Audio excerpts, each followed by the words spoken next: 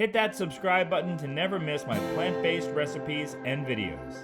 If you like Indian food, I'm gonna show you how to make a really quick curry that you can cater to what vegetables you have in the fridge.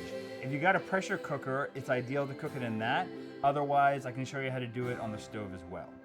So what I've got today is just a selection of vegetables here. It's a combination of cauliflower, sweet potato, zucchini, and red pepper. 4 to 6 cups is about what you want. And it's nice to mix starch and non-starchy vegetables. So I got a sweet potato in here for the starch, and then just a combination of other things.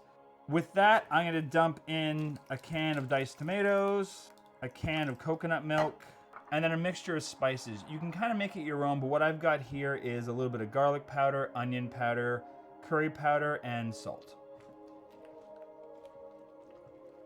And then the last thing we're gonna do is we're gonna put the red lentils on top. If you stir them in, especially if you're using a pressure cooker, you're gonna get a warning that it is burning, and it probably is, so you don't wanna do that. So we're just gonna rest it on top and pat them in.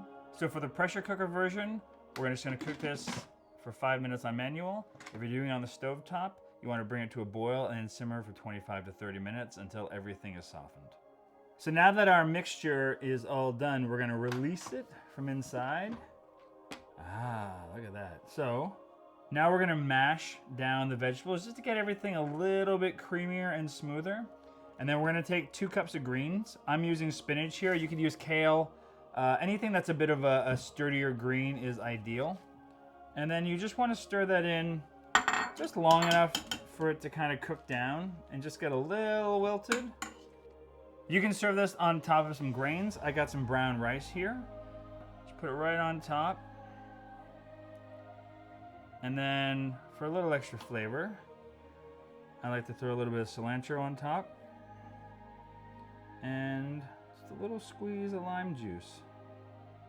And there you go. Kind of what I like to call a bit of a curry in a hurry. It's so creamy. The vegetables just kind of fall apart inside of your mouth. And that lime just adds this really great fresh pop at the end. And the cilantro is nice in there too. All these little flavors mixing together. So that's a really nice, simple curry that you can make in less than an hour on any weeknight. Go to pbwithj.ca for these recipes and more.